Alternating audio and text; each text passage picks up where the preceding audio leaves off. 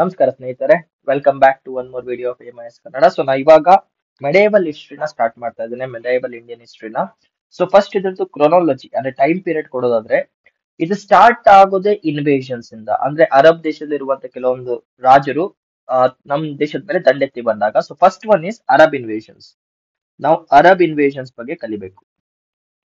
ಯಾರ್ಯಾರು ಈ Saudi Arabia ದೇಶದ ಕಡೆಯಿಂದ ಬಂದು ನಮ್ಮ ಮೇಲೆ ಧ್ವಂಸ ಮಾಡಿ ಹೋದ್ರಂತ. That will be the first part of medieval history. And ಇಲ್ಲಿಂದಾನೇ ನಮ್ಗೆ ಇಸ್ಲಾಂ ಭಾರತದಲ್ಲಿ ಸ್ಟಾರ್ಟ್ ಆಗೋದು ಕೂಡ. ಭಾರತದಲ್ಲಿ ಈಗ ಏನು ಇಸ್ಲಾಂ ಧರ್ಮ ಇದೆ ಅಲ್ವಾ, ಅದು ಸ್ಟಾರ್ಟ್ ಆಗೋದು ಕೂಡ ನಮ್ಮ ಮೆಡಿವಲ್ ಪೀರಿಯಡ್ ಅಲ್ಲಿ. ಇದಕ್ಕಿಂತ ಮೊದಲು ಹಿಂದೂ ಇತ್ತು, ಹಿಂದೂಯಿಸಂ ಇತ್ತು. ಬಿಕಾಸ್ ವೇದಿಕ್ ಪೀರಿಯಡ್ ಅಲ್ಲಿ ವೇದಸ್ ಬಗ್ಗೆ ಆಲ್ರೆಡಿ ನಾನು ನಿಮ್ಗೆ ಎಕ್ಸ್ಪ್ಲನೇಷನ್ ಕೊಟ್ಟಿದ್ದೆ. ಜೊತೆಗೆ ಸೈಂಟ್ ಥಾಮಸ್ ಅವರು ಭಾರತಕ್ಕೆ ಬಂದಾಗ ಕ್ರಿಶ್ಚಿಯಾನಿಟಿ ಕೂಡ ಇತ್ತು. ಇದೆಲ್ಲ ಏನ್ಷಿಯಂಟ್ ಹಿಸ್ಟ್ರಿ ಕಾಲದಲ್ಲಿ ಸ್ಟಾರ್ಟ್ ಆಗಿತ್ತು. But when we come to medieval period, it is majorly the spread of Islam. ಭಾರತದಲ್ಲಿ ಇಸ್ಲಾಂ ಹೇಗೆ ಸ್ಪ್ರೆಡ್ ಆಯ್ತು ಅನ್ನೋದೇ ಒಂದು ಹೊಸ ಅಧ್ಯಾಯ ಆಗುತ್ತೆ, ಆಯ್ತಾ. ಇದರಲ್ಲಿ ಇನ್ವೇಷನ್ಸ್ ಮಾಡೋದ್ರಲ್ಲಿ ಫಸ್ಟ್ ಬರೋದು ಮೊಹಮ್ಮದ್ ಬಿನ್ ಕಾಸಿಂ ಅಂತ. ಮೊಹಮ್ಮದ್ ಬಿನ್ ಕಾಸಿಂ ಅವರು ಫಸ್ಟ್ ಬರೋದು. ಮೊಹಮ್ಮದ್ ಬಿನ್ ಕಾಸಿಂ ಅವರು ಇದು 712 AD ನಡೆಯುತ್ತೆ. ಇದಾದ್ಮೇಲೆ ತುಂಬಾ ಜನ ಬರ್ತಾರೆ. ತುಂಬಾ ಜನ ಅನ್ನೋದಕ್ಕಿಂತ ಸೆಕೆಂಡ್ ಇಂಪಾರ್ಟೆಂಟ್ ಪರ್ಸನ್ ಬರೋದು ಮೆಹಮೂದ್ ಆಫ್ ಗಜ್ನಿ. ಮೆಹಮೂದ್ ಆಫ್ ಗಜ್ನಿ ಇವ್ರನ್ನ ನಮ್ಮ ಭಾರತದಲ್ಲಿ ಅತ್ಯಂತ ನಿಂದಿಸ್ತಾರೆ. ನಾನು ಕೂಡ ನಿಂದಿಸ್ತೇನೆ ನನ್ನ ಮಗನ್ನ. ಇವರು ಅರೌಂಡ್ 10th ಸೆಂಚುರಿಯಲ್ಲಿ ಬರ್ತಾರೆ ಭಾರತಕ್ಕೆ, ಆಯ್ತಾ. ಮೊಹಮ್ಮದ್ ಗಜ್ನಿ ಅವರು. ಇವ್ರು ಆದ್ಮೇಲೆ ಬರೋದು, ಅತಿ ಮುಖ್ಯವಾಗಿ ಬರೋದು ಮೊಹಮ್ಮದ್ ಘೂರಿ ಅವರು. Third one is Mohammad MD ಅಂತ ಬರೀತಾ ಇದ್ದಾನೆ, ಬಿಕಾಸ್ ಫುಲ್ ಸ್ಪೆಲ್ಲಿಂಗ್ ಬರೋ ತಲೆ ಕೆಟ್ಟೋಗುತ್ತೆ. ಮೊಹಮ್ಮದ್ ಘೂರಿ ಅವರು. ಇದಾದ್ಮೇಲೆ ಭಾರತಕ್ಕೆ ಮೊಹಮ್ಮದ್ ಘೂರಿ ಅವರ ಒನ್ ಆಫ್ ದ ಸ್ಲೇವ್ ಬರ್ತಾರೆ. ಸ್ಲೇವ್ ಅಂದ್ರೆ ಅವ್ರ ಕೆಳಗೆ ಕೆಲಸ ಮಾಡ್ತಿದ್ದ ಒಬ್ಬ ಕೈಯಾಳು. ಅವ್ರ ಹೆಸರು ಬಂದ್ಬಿಟ್ಟು ಕುತುಬ್ ಉದ್ದೀನ್ ಐಬಕ್ ಅಂತ. ಕುತುಬ್ ಉದ್ದೀನ್ ಐಬಕ್ ಅವರು ಬರ್ತಾರೆ. ಸೊ ಅತಿ ಮುಖ್ಯವಾಗಿ ಇಸ್ಲಾಂನ ಸ್ಪ್ರೆಡ್ ಮಾಡಕ್ಕೆ, ಅರಬ್ ಇನ್ವೇಷನ್ಸ್ ಅಲ್ಲಿ ನಮ್ಮನ್ನು ಲೂಟಿ ಮಾಡಕ್ಕೆ ಬರುವಂತದ್ದು ಮೂರ್ ಇಂಪಾರ್ಟೆಂಟ್ ಪರ್ಸನ್. ಒಬ್ರು ಮೊಹಮ್ಮದ್ ಬಿನ್ ಕಾಸಿಂ, ಎರಡನೇದ್ ಬಂದ್ಬಿಟ್ಟು ಮೊಹಮ್ಮದ್ ಆಫ್ ಗಜ್ನಿ, ಮೂರನೇದ್ ಬಂದ್ಬಿಟ್ಟು ಮೊಹಮ್ಮದ್ ಘೂರಿ ಅವರು. ಈ ಮೂರ್ ಜನರು ಬಂದು ನಮ್ಮ ದೇಶನ ಸರ್ವನಾಶ ಮಾಡಿ ಹೋಗ್ತಾರೆ. ಇದಾದ್ಮೇಲೆ ಏನಾಗತ್ತೆ, ಯಾವಾಗ ಕುತುಬುದ್ದೀನ್ ಐಬಕ್ ಅವರು ಭಾರತಕ್ಕೆ ಬರ್ತಾರಲ್ವಾ, ಕುತುಬುದ್ದೀನ್ ಐಬಕ್ ಅವರು ಅದೇ ಟೈಮ್ ಅಲ್ಲಿ, ಸಾರಿ ಒನ್ ಸೆಕೆಂಡ್, ಯಾವಾಗ ಕುತುಬುದ್ದೀನ್ ಐಬಕ್ ಅವರು ಭಾರತಕ್ಕೆ ಬರ್ತಾರಲ್ವಾ, ಅದೇ ಟೈಮ್ ಅಲ್ಲಿ ಮೊಹಮ್ಮದ್ ಘೂರಿ ಅವರು ಸತ್ತೋಗ್ತಾರೆ. ಸಾಯಲ್ಲ, ಸಾಯಿಸಾಕ್ತಾರೆ. ಸೊ ಈ ಟೈಮ್ ಪೀರಿಯಡ್ ಏನಾಗತ್ತೆ, ಕುತುಬುದ್ದೀನ್ ಐಬಕ್ ಅವರು ಭಾರತದಲ್ಲಿ ಅಫಿಷಿಯಲ್ ಆಗಿ ಡೆಲ್ಲಿ ಸಲ್ತನತ್ ನ ಸ್ಥಾಪನೆ ಮಾಡ್ತಾರೆ. ಸೊ ಇವಾಗ ಕುತುಬುದ್ದೀನ್ ಐಬಕ್ ಅವರಿಂದ ಭಾರತದಲ್ಲಿ ಸ್ಥಾಪನೆ ಆಗೋದು ಡೆಲ್ಲಿ ಸಲ್ತನತ್. ಡೆಲ್ಲಿ ಸುಲ್ತಾನೇತ್ ಅಂತ ಅಥವಾ ಸಲ್ತಾನೇತ್ ಅಂತ ಏನ್ ಕರಿತೀರಲ್ವಾ, ಇದು ಇಲ್ಲಿಂದ ಸ್ಟಾರ್ಟ್ ಆಗುತ್ತೆ. ಅಂಡ್ ಡೆಲ್ಲಿ ಸಲ್ತನತ್ ಅಲ್ಲಿ ತುಂಬಾ ಡೈನೆಸ್ಟಿಗಳು ಬಂದೋಗತ್ತೆ. ಮೊದಲನೇದು ಸ್ಲೇವ್ ಡೈನೆಸ್ಟಿ. ಮೊದಲನೇದು ಬಂದ್ಬಿಟ್ಟು ಸ್ಲೇವ್ ಡೈನೆಸ್ಟಿ. ಸ್ವಲ್ಪ ವಾಯ್ಸ್ ಹಾಗೂ ನನ್ನ ಟೀಚಿಂಗ್ ಸ್ಟೈಲ್ ಸ್ವಲ್ಪ ಹೋಗಿದೆ, ತುಂಬಾ ದಿನ ಆಯ್ತಲ್ಲ ಪಾಠ ಮಾಡಿ. ಬರುತ್ತೆ ಬರುತ್ತೆ, ಡೋಂಟ್ ವರಿ. ಎರಡನೇದು ಬಂದ್ಬಿಟ್ಟು ಖಿಲ್ಜಿ ಡೈನೆಸ್ಟಿ. ಖಿಲ್ಜಿ. ಮೊದಲನೇದು ಬರೋದು ಸ್ಲೇವ್ ಡೈನೆಸ್ಟಿ, ಸೆಕೆಂಡ್ ಬರೋದು ಖಿಲ್ಜಿ ಡೈನೆಸ್ಟಿ, ಥರ್ಡ್ ಬರೋದು ತುಗ್ಲಕ್ ಡೈನೆಸ್ಟಿ. ತುಗ್ಲಕ್ ಡೈನೆಸ್ಟಿ ಅಂತ ಕರೀತಾರೆ. ತುಗ್ಲಕ್ ಡೈನೆಸ್ಟಿ. ಒಂದ್ ನಿಮಿಷ ಫ್ರೆಂಡ್ಸ್. ತುಗ್ಲಕ್ ಡೈನೆಸ್ಟಿ. ಇದಾದ್ಮೇಲೆ ಬರೋದು Sayyid dynasty. Sayyid, SAYYID, Sayyid dynasty ಬರುತ್ತೆ. And last one is Lodi dynasty. Ibrahim Lodi ಅವರೆಲ್ಲ ಬರ್ತಾರಲ್ವಾ, ಅದಿದು ಲೋಧಿ ಡೈನೆಸ್ಟಿ. ಇವ್ರದ್ದು ಕಾಲಗಣನೆ ಕೊಡೋದಾದ್ರೆ, ಇದು 1206 ಹಿಡಿದು ಅಪ್ರಾಕ್ಸಿಮೇಟ್ಲಿ 526 ಹೋಗುತ್ತೆ. ಐ ಮೀನ್ ಫುಲ್, ಒಂದ್ ನಿಮಿಷ ಫ್ರೆಂಡ್ಸ್, ಸಾರಿ ಮಿಸ್ ಹೊಡಿತು. ಫುಲ್ ಡೆಲ್ಲಿ ಸಲ್ತನತ್ ಅವ್ರ ವಿಷಯ ಮಾತಾಡೋದಾದ್ರೆ 1206 ಹಿಡಿದು 1526 ಕಂಪ್ಲೀಟ್ ಆಗಿ ಡೆಲ್ಲಿ ಸಲ್ತನತ್ ಇರುತ್ತೆ. ಅದರಲ್ಲಿ ಸ್ಲೇವ್ ಡೈನೆಸ್ಟಿ ಮೊದಲನೇದು 1206 ಹಿಡಿದು 1290 ಹೋಗುತ್ತೆ. ಇದಾದ್ಮೇಲೆ ನೆಕ್ಸ್ಟ್ ಬರೋದು ಖಿಲ್ಜಿ ಡೈನೆಸ್ಟಿ. 1290 ಹಿಡಿದು 1320 ಹೋಗುತ್ತೆ. ಇದಾದ್ಮೇಲೆ ಬರೋದು ತುಗ್ಲಕ್ ಡೈನೆಸ್ಟಿ. 1320 ಹಿಡಿದು 1414 ದಶಕದವರೆಗೂ ಹೋಗುತ್ತೆ. ಇದಾದ್ಮೇಲೆ ಸೈಯದ್ ಡೈನೆಸ್ಟಿ 1114 ಹಿಡಿದು 1151 ಹೋಗುತ್ತೆ. ಕೊನೆದಾಗ ಬರೋದು ಲೋಧಿ ಡೈನೆಸ್ಟಿ 1451, 1451 ಹಿಡಿದು 1526 ಹೋಗುತ್ತೆ. This is one phase of the medieval history in India. So ಇಲ್ಲಿಂದ ಬರೋದೇನಾಗುತ್ತೆ, ಫಸ್ಟ್ ಸ್ಟಾರ್ಟ್ ಆಗೋದು ಸ್ಲೇವ್ ಡೈನೆಸ್ಟಿಯಿಂದ ಹಿಡಿದು ಲೋಧಿ ಡೈನೆಸ್ಟಿ ವರೆಗೆ. ಇದಾದ್ಮೇಲೆ 1526 ಏನಾಗುತ್ತೆ, ಅಫಿಷಿಯಲ್ ಆಗಿ ಇನ್ನೊಂದು ಭಾರತವನ್ನು ಆಳಿದಂತ ಅತಿ ದೊಡ್ಡ ಸಾಮ್ರಾಜ್ಯದ ಸ್ಥಾಪನೆ ಆಗತ್ತೆ. That is Mughals. Mughal dynasty ಗೊತ್ತಿರತ್ತೆ ನಿಮ್ಗೆ. ಬಾಬರ್, ಅಕ್ಬರ್, ಶಾಜಹಾನ್ ಎಲ್ಲ ಬರ್ತಾರಲ್ವಾ, ಅದು that is Mughal dynasty. One of the most powerful dynasty ಅಂತಾನೆ ಕರಿಬಹುದು. ಈ ಡೈನೆಸ್ಟಿನ ಎದುರಾಕೊಂಡು ಬೆಳೆದಿದ್ದಂದ್ರೆ ಮರಾಠಾಸ್. ಮರಾಠಾಸ್ ಅವ್ರು ಬೆಳೀತಾರೆ. ಇದನ್ನ ನಾನು ನಿಮ್ಗೆ ಮಾಡರ್ನ್ ಹಿಸ್ಟ್ರಿ ಕ್ಲಾಸಸ್ ಅಲ್ಲಿ ಹೇಳಿದ್ದೇನೆ. So this is early ಮುಗಲ್ಸ್. ಮುಗಲ್ಸ್ ಅನ್ನೋದಕ್ಕಿಂತ ಇದನ್ನ ನಾವು ಅರ್ಲಿ ಮುಗಲ್ಸ್ ಅಂತ ಕರೀಬಹುದು. ಲೇಟರ್ ಮುಗಲ್ಸ್ ಫೇಸ್ ಏನಿದೆ ಅದನ್ನ ಮಾಡರ್ನ್ ಹಿಸ್ಟ್ರಿ ಕ್ಲಾಸಸ್ ಅಲ್ಲಿ ನಾನು ಕವರ್ ಮಾಡಿದ್ದೇನೆ. ಆಫ್ಟರ್ ಔರಂಗಜೇಬ್ ಏನಾಯ್ತು ಅನ್ನೋದು ನಿಮ್ಗೆ ಆಲ್ರೆಡಿ ಗೊತ್ತಿದೆ. So this is before that period. Aurangzeb ಅವ್ರ ಕಾಲಕ್ಕಿಂತ ಮೊದಲು ಶುರುವಾದಂತು. ಔರಂಗಜೇಬ್ ಅವ್ರು ಸತ್ತಾದ್ಮೇಲೆ ಏನಾಯ್ತಂತ ನಿಮ್ಗೆ ಚೆನ್ನಾಗಿ ಗೊತ್ತಿದೆ. ಬ್ರಿಟಿಷರ್ಸ್ ಬರ್ತಾರೆ, ಭಾರತನ ಆಕ್ರಮಣ ಮಾಡ್ಕೊಳ್ತಾರೆ. ಸೊ ಅದಕ್ಕಿಂತ ಮೊದಲು ಮುಗಲ್ಸ್ ಡೈನೆಸ್ಟಿ ಭಾರತದಲ್ಲಿ ಹೇಗೆ ಉದ್ಭವ ಆಯ್ತು, ಹೇಗೆ ಅದರ ಸ್ಥಾಪನೆ ಆಯ್ತು, ಹೇಗೆ ರಚನೆ ಆಯ್ತು ಅನ್ನೋ ಟೈಮ್ ಪೀರಿಯಡ್ ನ ನಾವು ಮುಗಲ್ ಪೀರಿಯಡ್ ಅಂತ ಕರಿತೇವೆ. ಸೊ ಮುಗಲ್ಸ್ ಅಲ್ಲಿ ಫಸ್ಟ್ ಬರುವಂತ ಅತಿ ಪವರ್ಫುಲ್ ಕಿಂಗ್ ಬಾಬರ್. ಫಸ್ಟ್ ಬರೋದು ಬಾಬರ್, ಸೆಕೆಂಡ್ ಬರೋದು ಹುಮಾಯೂನ್. ಇವ್ರ ಹೆಸರುಗಳನ್ನ ನೆನ್ಪಿಟ್ಕೊಳ್ಳಿ. ಫಸ್ಟ್ ಬರೋದು ಬಾಬರ್, ಸೆಕೆಂಡ್ ಬರೋದು ಹುಮಾಯೂನ್. ಇದಾದ್ಮೇಲೆ ಹುಮಾಯೂನ್ ಅವರ ಒಂದು ಶಾರ್ಟ್ ಪೀರಿಯಡ್ ವರೆಗೂ ಇನ್ನೊಬ್ರು ಡಿಫೀಟ್ ಮಾಡಿ ಹೋಗ್ತಾರೆ. ಸೊ ಆ ಟೈಮ್ ಪೀರಿಯಡ್ ಅಲ್ಲಿ ಸುರ್ ಎಂಪೈರ್ ಎಸ್ಟಾಬ್ಲಿಷ್ ಆಗುತ್ತೆ. ಇವ್ರು is not part of Mughals, but ಆ ಟೈಮ್ ಪೀರಿಯಡ್ ಅಲ್ಲಿ ಡೆಲ್ಲಿನ ಇವ್ರು ಆಡ್ತಾರೆ, ಸುರ್ ಡೈನೆಸ್ಟಿ ಅವ್ರು. ಯಾಕಂದ್ರೆ ಅವರು ಹುಮಾಯೂನ್ ನ ಸೋಲಿಸಿ ಅವ್ರನ್ನ ಓಡಿಸ್ಬಿಡ್ತಾರೆ. ಇದಾದ್ಮೇಲೆ ನಮ್ಮ ಹುಮಾಯೂನ್ ಅವರು ಕಮ್ ಬ್ಯಾಕ್ ಮಾಡ್ತಾರೆ. ಮತ್ತೆ ಸುರ್ ಡೈನೆಸ್ಟಿನ ಸೋಲಿಸಿ ಹುಮಾಯೂನ್ ಅವರು ಕಮ್ ಬ್ಯಾಕ್ ಮಾಡ್ತಾರೆ. ಸೊ ಹುಮಾಯೂನ್ ಆದ್ಮೇಲೆ ನೆಕ್ಸ್ಟ್ ಬರುವಂತ ಅತಿ ಇಂಪಾರ್ಟೆಂಟ್ ರೂಲರ್ ಅಕ್ಬರ್. ಗೊತ್ತಿರ್ತಾರೆ ಅಕ್ಬರ್ ಅವರು, ಎಲ್ಲರಿಗೂ ಗೊತ್ತು. ಅಕ್ಬರ್ ಬೀರ್ಬಲ್ ಸ್ಟೋರೀಸ್ ಕೂಡ ಎಲ್ಲರೂ ಕೇಳಿಸ್ಕೊಂಡಿರ್ತೀರಾ. ಅಕ್ಬರ್ ಆದ್ಮೇಲೆ ನೆಕ್ಸ್ಟ್ ಬರುವಂತ ಇಂಪಾರ್ಟೆಂಟ್ ರೂಲರ್ ಜಹಾಂಗೀರ್. ಜಹಾಂಗೀರ್ ಅವರ ಆಳ್ವಿಕೆ ಶುರುವಾಗುತ್ತೆ. ಜಹಾಂಗೀರ್ ಅವ್ರ ಮುಗಿದ ಕೂಡಲೇ ನೆಕ್ಸ್ಟ್ ಬರೋದು ಶಾಜಹಾನ್. ತಾಜ್ ಮಹಲ್ ನ ಕಟ್ಟಿರ್ತಾರಲ್ವಾ, ಶಾಜಹಾನ್ ಅವ್ರು ಬರ್ತಾರೆ. ಶಹಜಹಾನ್ ಅವ್ರ ಆದ್ಮೇಲೆ ನೆಕ್ಸ್ಟ್ ಬರೋ one of the most brutal, one of the most terrific, one of the most powerful emperor Aurangzeb ಅವರು. ಔರಂಗಜೇಬ್ ಒಂದು ಸಲ ಔರಂಗಜೇಬ್ ಅವರು ಹಠಾತ್ ಮರಣ ಆದ್ಮೇಲೆ ಏನಾಗುತ್ತೆ, ಲೇಟರ್ ಮುಗಲ್ಸ್ ಪೀರಿಯಡ್ ಸ್ಟಾರ್ಟ್ ಆಗುತ್ತೆ. ಅದನ್ನ ಮಾಡರ್ನ್ ಇಂಡಿಯನ್ ಕ್ಲಾಸ್ ಅಲ್ಲಿ ಕವರ್ ಮಾಡಿದ್ದೇನೆ. ಸೊ ನಾವು ಮೆಡಿವಲ್ ಹಿಸ್ಟ್ರಿಯಲ್ಲಿ ಈಸ್ಟ್ ಕಿಂಗ್ಸ್ ಬಗ್ಗೆ ಕಲಿಬೇಕು. First Arab invasions, Mohammad bin Qasim, Mahmud of Ghazni, Mohammad Ghori. ಅದಾದ್ಮೇಲೆ slave dynasty, Khilji dynasty, Tughlaq dynasty, Sayyid dynasty, Lodi dynasty. ಆಮೇಲೆ ಮುಗಲ್ಸ್ ಬಂದ್ರೆ ಬಾಬರ್, ಹುಮಾಯೂನ್, ಸುರ್ ಎಂಪೈರ್ ಸ್ವಲ್ಪ ಶಾರ್ಟ್ ಪೀರಿಯಡ್ ಅಲ್ಲಿ ಬರುತ್ತೆ. It's not part of Mughals, but ಅದಕ್ಕೆ ಮರಣ ಹುಮಾಯೂನ್, ಅಕ್ಬರ್, ಜಹಾಂಗೀರ್, ಶಾಜಹಾನ್ ಮತ್ತೆ ಔರಂಗಜೇಬ್. ಈ ಹೆಸರುಗಳನ್ನ ನೆನ್ಪಿಟ್ಕೊಳ್ಳಿ. ಇದರಲ್ಲಿ ಅತಿ ಮೋಸ್ಟ್ ಪವರ್ಫುಲ್ ಅಂತ ನೀವು ಕೇಳೋದಾದ್ರೆ it has to be Aurangzeb, because he was one person who stop Britishers. Britishers ನ ಕಂಟ್ರೋಲ್ ಇಟ್ಟಿದ್ರಲ್ಲಿ ಔರಂಗಜೇಬ್ ಅವ್ರದ್ದು ಕೂಡ ಅತಿ ದೊಡ್ಡ ಕೈ ಇದೆ. 1857 ವರೆಗೂ is one of the most powerful. 1858 ಇಂದ ಏನಾಗುತ್ತೆ ಅಂತ ನಿಮ್ಗೆ ಚೆನ್ನಾಗಿ ಗೊತ್ತಿದೆ. ಸೊ 1857 ಅನ್ನೋದಕ್ಕಿಂತ ಬ್ರಿಟಿಷರ್ಸ್ ರೈಸ್ ಆಗೋದು ಇಂಡಿಯಾದಲ್ಲಿ 1857 ಅಲ್ಲಿ. ಬಟ್ ಅದಕ್ಕಿಂತ ಮೊದಲು ಅತಿ ಪವರ್ಫುಲ್ ಆಗಿ ಇಂಡಿಯಾನ ಕಂಟ್ರೋಲ್ ಮಾಡಿದ್ರೆ ಮುಘಲ್ ಡೈನೆಸ್ಟಿ. ಇದ್ರ ಬಗ್ಗೆ ನೀವು ಬುಕ್ಸ್ ಅಲ್ಲಿ ತುಂಬಾ ಚೆನ್ನಾಗಿ ಓದಿರ್ತೀರಾ. ಸೊ ನಾವು let's start with the topic. ಜಾಸ್ತಿ ಟೈಮ್ ವೇಸ್ಟ್ ಮಾಡೋದು ಬೇಡ. ಸೊ ನಿಮ್ಗೆ ಒಂದು ಐಡಿಯಾ ಸಿಕ್ಕಿದೆ ಅಂತ ಅನ್ಕೊಳ್ತೇನೆ. ಔರಂಗಜೇಬ್ ಅವ್ರು ತೀರೋದ್ಮೇಲೆ ಲೇಟರ್ ಮುಘಲ್ ಫೇಸ್ ಸ್ಟಾರ್ಟ್ ಆಗುತ್ತೆ. ಅದೇ ನಮ್ಮ ಏನಂತಾರೆ ವೀಕ್ ರೂಲರ್ಸ್ ಸ್ಟಾರ್ಟ್ ಆಗ್ತಾರೆ. ಓಕೆ, ಮಾಡರ್ನ್ ಇಂಡಿಯನ್ ಕ್ಲಾಸಸ್ ನ ನೀವು ನೋಡೋದಾದ್ರೆ ಅಲ್ಲಿ ನಿಮ್ಗೆ ಕನೆಕ್ಟಿವಿಟಿ ಸಿಗುತ್ತೆ. ಓಕೆ, ಸೊ ನಾವು let's coming to the main topic. 1857 ಅಲ್ಲಿ ಸಾಲಿಲ್ಲ, ಅದಕ್ಕಿಂತ ಮೊದಲೇ ಸತ್ತೋಗಿದ್ರು. ಆಯ್ತಾ, ನಂಗೆ ಕರೆಕ್ಟ್ ಆಗಿ ಇಸ್ವಿ ನೆನಪಾಗ್ತಲ್ಲ ಈಗ ಸದ್ಯಕ್ಕೆ, but it's okay. So if I have to start, ಒಂದ್ ನಿಮಿಷ ಫ್ರೆಂಡ್ಸ್, ಒಂದ್ ನಿಮಿಷ. Yes, if I have to start, ಇವ್ರು ಸತ್ತಿದ್ದು 1767 ಅಂತ ಅನ್ಸುತ್ತೆ ನಂಗೆ. ಎಕ್ಸಾಕ್ಟ್ ಆಗಿ ನೆನಪು ಬರ್ತಿಲ್ಲ. It has to be 1767. Okay, this is the rule of Mughals. So ಇದನ್ನೊಂದು ಚೆಕ್ ಮಾಡಿ ಹೇಳ್ತೇನೆ ನಾನು ನಿಮ್ಗೆ, ಔರಂಗಜೇಬ್ ಅವ್ರು ಯಾವಾಗ ತೀರೋದ್ರು ಅಂತ, when I come to that particular topic. So ನಾವು if I have to start, first ನಾವು ಇನ್ವೇಷನ್ಸ್ ಇಂದ ಶುರು ಮಾಡೋಣ. ಈ ವಿಡಿಯೋದಲ್ಲಿ ನಾನು ಇನ್ವೇಷನ್ಸ್ ನ ಕವರ್ ಮಾಡ್ಬಿಡ್ತೇನೆ. ಆಮೇಲೆ ನೆಕ್ಸ್ಟ್ ವಿಡಿಯೋದಲ್ಲಿ I make one video for slave dynasty, I mean full Delhi sultanate ಬಗ್ಗೆ ವಿಡಿಯೋಸ್ ಮಾಡ್ತಾನೆ. ಅದಾದ್ಮೇಲೆ ನಾನು ಮುಘಲ್ ಡೈನೆಸ್ಟಿ ಬಗ್ಗೆ ವಿಡಿಯೋಸ್ ಮಾಡ್ತಾನೆ. So first let start with invasions. ನೋಡಿ, ಇನ್ವೇಷನ್ಸ್ ಅಂದ್ರೆ ಜನರಲಿ ಏನಾಗುತ್ತೆ, ದೇಶದಲ್ಲಿ ಯಾವಾಗ ಒಂದು ಸ್ಟ್ರಾಂಗ್ ಎಂಪೈರ್ ಬೀಳತ್ತೆ ಅಲ್ವಾ, ಒಂದು ದೇಶದಲ್ಲಿ ಇವಾಗ ಮೋಸ್ಟ್ ಸೆಂಟ್ರಲೈಸ್ಡ್ ಎಂಪೈರ್ ಯಾವಾಗ ಬೀಳುತ್ತೆ, ಪಕ್ಕದ ರಾಜ್ಯದವರು ಒಂದು ವೀಕ್ ಓಪನಿಂಗ್ ನ ನೋಡಿ ನಮ್ಮೇಲೆ ದಂಡೆತ್ತಿ ಬರಕ್ಕೆ ಪ್ರಾರಂಭ ಮಾಡ್ತಾರೆ. ಒಂದ್ ನಿಮಿಷ ಫ್ರೆಂಡ್ಸ್, ನೆಟ್ ಆನ್ ಇದೆಯಾ? ಓಕೆ, ಪಕ್ಕದ ರಾಜ್ಯದವರು ನಮ್ಮ ಮೇಲೆ ದಂಡೆತ್ತಿ ಬರಕ್ಕೆ ಶುರು ಮಾಡ್ತಾರೆ. ಬಟ್ ಜನರಲಿ ಏನಾಯ್ತಂದ್ರೆ, the rise of Islam or the rise of invasion, ಭಾರತದಲ್ಲಿ ಇನ್ವೇಷನ್ ಏನಾಗತ್ತೆ ಅಲ್ವಾ ಈ ಅರಬ್ ಕಂಟ್ರೀಸ್ ಇಂದ ಅಥವಾ ಇಸ್ಲಾಮಿಕ್ ರೂಲರ್ಸ್ ಇಂದ, ಇದನ್ನ ನಾವೇ ಕೆಣಕಿ ತಕೊಬಂದು ನಮ್ಮ ಮೇಲೆ ಇಟ್ಕೊಂಡಿದ್ದಂಥದ್ದು. ಅದೇನಾಯ್ತಂದ್ರೆ, they didn't had any idea. Generally ಅವರಿಗೆ ಭಾರತದ ಮೇಲೆ ಆಕ್ರಮಣ ಮಾಡುವಂತ ಯಾವುದೇ ಒಂದು ಆಲೋಚನೆ ಕೂಡ ಇರಲಿಲ್ಲ. ಇದನ್ನ ನಾವೇ ಅದೇನೋ ಹೇಳ್ತಾರಲ್ಲ, ಅಂತಾರಲ್ವಾ ಈ ತರ, ಪೊದೆಲ್ ಹೋಗೋ ಹಾವನ್ನ ತಕೊಬಂದು ಪ್ಯಾಂಟ್ ಅಲ್ಲಿ ಬಿಟ್ಕೊಂಡ್ರು ಅಂತ. ಆ ತರ ಏನಾಯ್ತಂದ್ರೆ, when it was the time of 712 AD ಅಲ್ಲಿ ಎಕ್ಸಾಕ್ಟ್ ಆಗಿ ಏನಾಗುತ್ತೆ ಅಂದ್ರೆ, ಇದನ್ನ ನಮ್ಮ ಗುಜರಾತ್ ರೀಜನ್ ಅಂತ ಇಟ್ಕೊಳ್ಳಿ, ಇದು ನಮ್ಮ ಗುಜರಾತ್.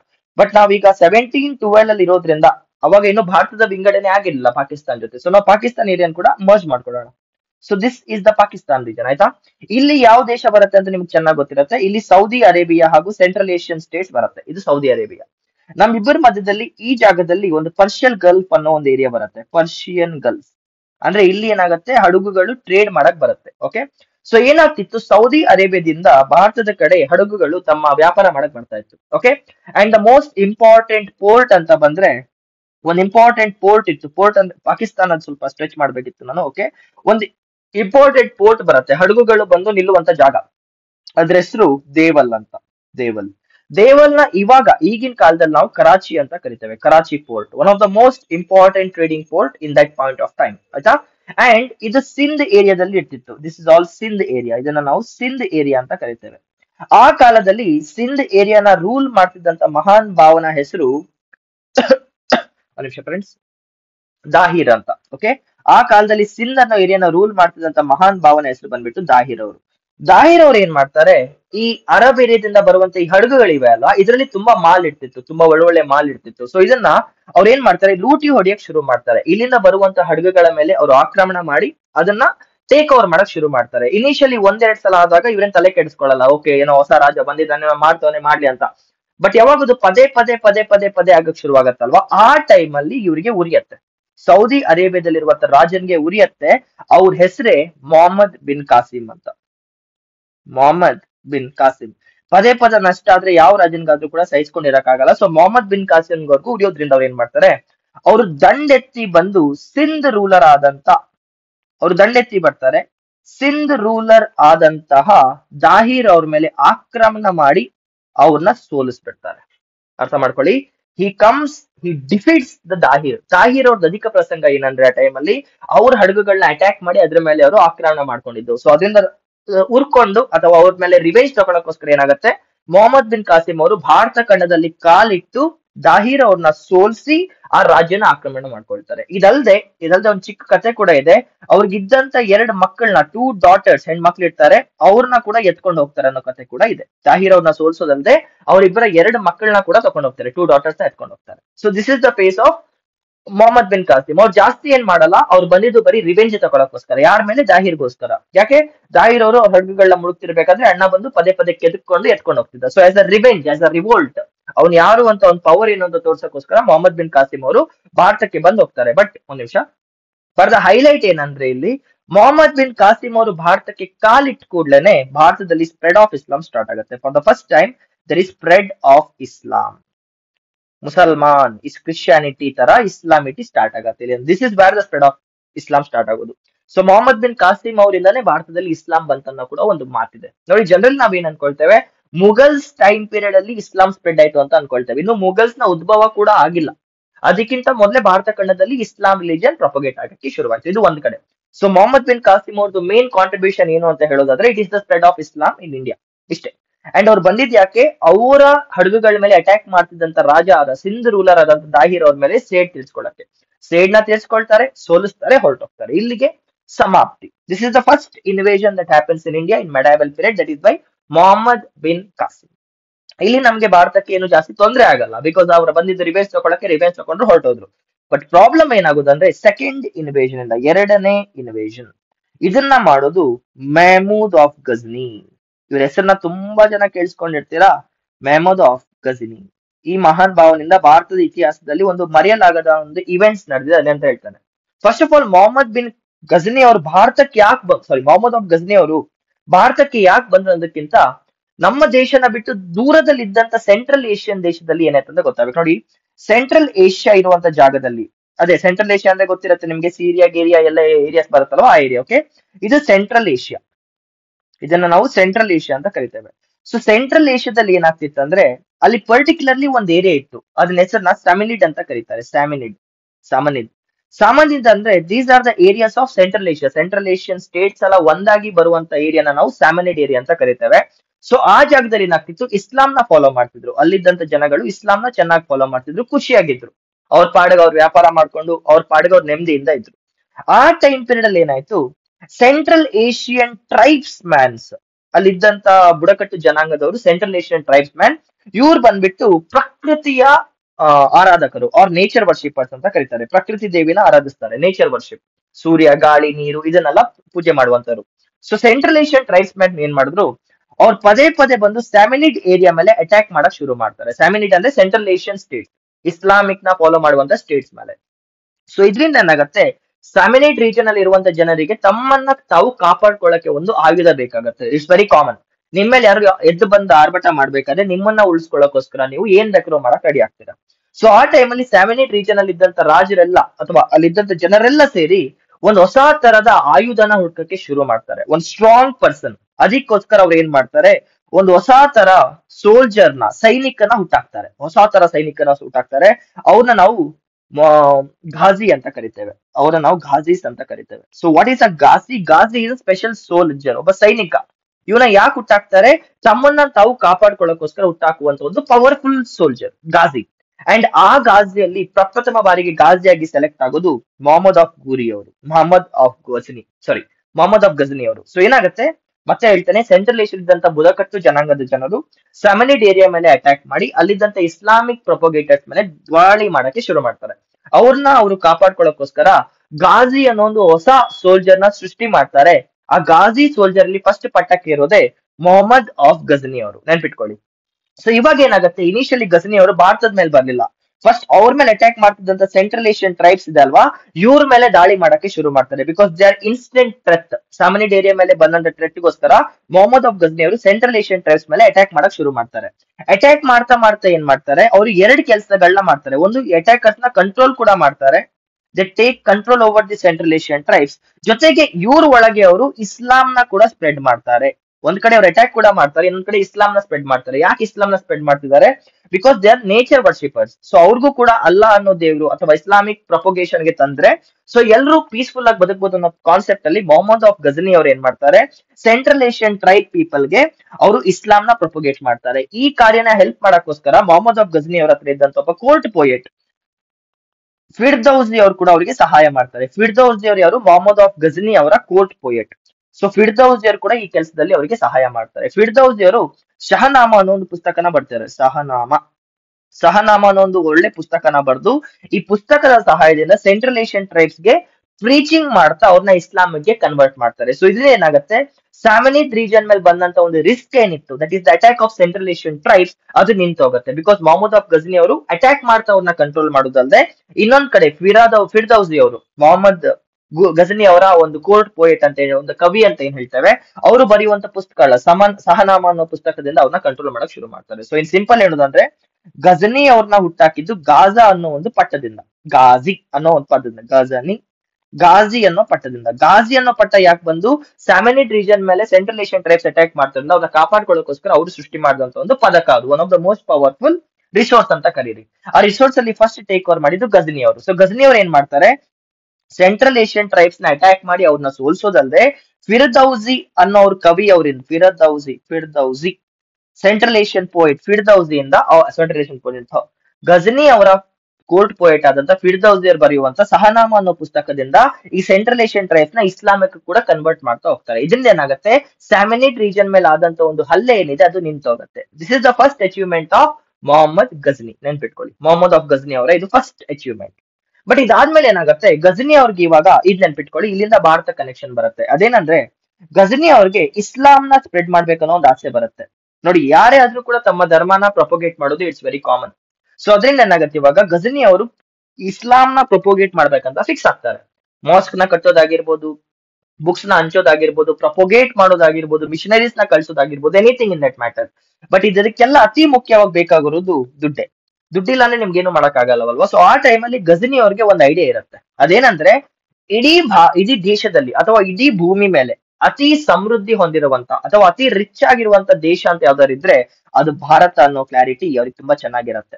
ಸೊ ಸೌದಿ ಅರೇಬಿಯಾ ಭಾರತಕ್ಕೆ ತುಂಬಾ ಹತ್ರ ಬರುವಂತ, ಅಂದ್ರೆ ಅವ್ರು ಇರುವಂತ ರೀಜನ್ ಸೆಂಟ್ರಲ್ ಏಷ್ಯಾ ಏನಿದೆ ಆ ರೀಜನ್ ಭಾರತಕ್ಕೆ ತುಂಬಾ ಹತ್ರ ಇರೋದ್ರಿಂದ ಮೊಹಮ್ಮದ್ ಗಜನಿ ಅವರು ಭಾರತದ ಮೇಲೆ ಅಟ್ಯಾಕ್ ಮಾಡಕ್ ಶುರು ಮಾಡ್ತಾರೆ. ನೆನ್ಪಿಟ್ಕೊಳ್ಳಿ, ಮೊಹಮ್ಮದ್ ಗಜನಿ ಅವ್ರದ್ದು ಇಂಟೆನ್ಷನ್ ಓನ್ಲಿ ಲೂಟಿಂಗ್ ಅಂದ್ರೆ ಎತ್ತಾಕೊಂಡು ಹೋಗೋದು ಮಾತ್ರ. ಅಲ್ಲಿ ಆಳ್ವಿಕೆ ಮಾಡುವಂತ ಥಾಟ್ ಅವ್ರ ತಲೆ ಇರ್ಲೇ ಇಲ್ಲ. ಸೊ ಅವ್ರು ಏನ್ ಮಾಡ್ತಾರೆ, ಒಂದಲ್ಲ ಎರಡಲ್ಲ 17 ಸಲ 17 ಟೈಮ್ಸ್ ಭಾರತದ ಮೇಲೆ ದಾಳಿ ಮಾಡ್ತಾರೆ. ಇಲ್ಲಿರುವಂತ ಟೆಂಪಲ್ಸ್ ನ ಧ್ವಂಸ ಮಾಡೋದಲ್ಲದೆ ಅದ್ರಲ್ಲಿದ್ದಂತ ದುಡ್ಡನ್ನ ಕೂಡ ಎತ್ಕೊಂಡು ಹೊರಟೋಗ್ತಿರ್ತಾರೆ. ನೆನ್ಪಿಟ್ಕೊಳ್ಳಿ, ಭಾರತದ ಮೇಲೆ 17 ಸಲ ದಾಳಿ ಮಾಡಿರುವಂತ ಓನ್ಲಿ ಇನ್ವೇಡರ್ ಅಂತ ಇದ್ರೆ ಅದು ಮೊಹಮ್ಮದ್ ಗಜನಿ ಅವ್ರು ಮಾತ್ರ.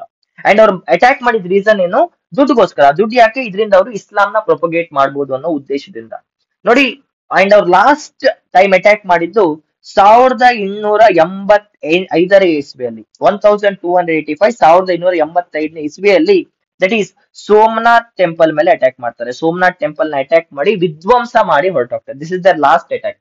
17 ಟೈಮ್ಸ್ ದಾಳಿ ಮಾಡುವಂತ ಏಕೈಕ ಇನ್ವೇಡರ್ ಅಂತ ಇದ್ರೆ ಮೊಹಮ್ಮದ್ ಗಜ್ನಿ ಅವರು. 17 ಟೈಮ್ಸ್. ಪ್ರತಿ ಸಲ ಬರೋದು, ಲೂಟಿ ಮಾಡೋದು, ಚಿನ್ನಾಭರಣ ಎತ್ಕೊಂಡು ಹೋಗೋದು, ದುಡ್ಡ ಎತ್ಕೊಂಡು ಹೋಗೋದು, ವಾಪಸ್ ಹೊರಟೋಗೋದು. ಬಟ್ ಇದ್ರ ಮಾಡೋದ್ರಿಂದ ನಮ್ ದೇಶಕ್ಕೆ ಏನು ನುಕ್ಸಾನ್ ಆಗ್ತಿರ್ಲಿಲ್ಲ. ನಾವು ಅವ್ರನ್ನ ಬೈಕೊಳ್ತಿರ್ಲಿಲ್ಲ. ಬಿಕಾಸ್ ಒಬ್ಬ ರಾಜಿನ ಧರ್ಮನೇ ಬಂದು ಇನ್ನೊಬ್ಬರನ್ನ ಲೂಟಿ ಮಾಡಿ ಅವ್ರು ದುಡ್ಡು ತಗೊಂಡು ಹೋಗೋದು. It's very fair. ಬಟ್ ನಾವು ಗಜನಿ ಅವ್ರನ್ನ ಯಾಕೆ ತುಂಬಾ ಕ್ರಿಟಿಸೈಸ್ ಮಾಡ್ತೇವೆ, ಯಾಕೆ ತುಂಬಾ ಹೇಟ್ ಮಾಡ್ತೇವೆ ಅಂದ್ರೆ, ಅವರು ಲೂಟಿ ಮಾಡಾದ್ಮೇಲೆ ಹಿಂತಿರುಗಿ ಹೋಗ್ತಿರ್ತಾರಲ್ವಾ, ಲೂಟಿ ಮಾಡಿ ಹಿಂತಿರುಗಿ ಹೋಗ್ಬೇಕಾದ್ರೆ ಅವ್ರ ಸೈನಿಕರಿಗೆ ಮತ್ತೆ ಅವ್ರಿಗೆ ಒಂಥರ ವಿಚಿತ್ರವಾದ ಪವರ್ ಇತ್ತು. ಅದೇನಂದ್ರೆ ಅಮಾಯಕರನ್ನ ಸಾಯಿಸೋದು, ಹೆಣ್ಮಕ್ಳನ್ನ ಎತ್ತಾಕೊಂಡು ಹೋಗಿ ರೇಪ್ ಮಾಡೋದು, ಹಿಂಸೆ ಮಾಡೋದು, ಇದನ್ನೆಲ್ಲ ಮಾಡೋಗಿದ್ದಾರೆ. So in the books of Indian history is one of the most destructive invader. So ಏನಾಗ್ತಿದೆ, ಹೆಣ್ಮಕ್ಳನ್ನ ಎತ್ಕೊಂಡೋಗಿ ಅತ್ಯಾಚಾರ ಮಾಡೋದಾಗಿರ್ಬೋದು, ಅಮಾಯಕರನ್ನ ಹಿಂಸಿಸಿ ಸಾಯಿಸೋದಾಗಿರ್ಬೋದು, ಇದನ್ನೆಲ್ಲ ಸಹಿಸಕ್ಕಾಗಲ್ಲ.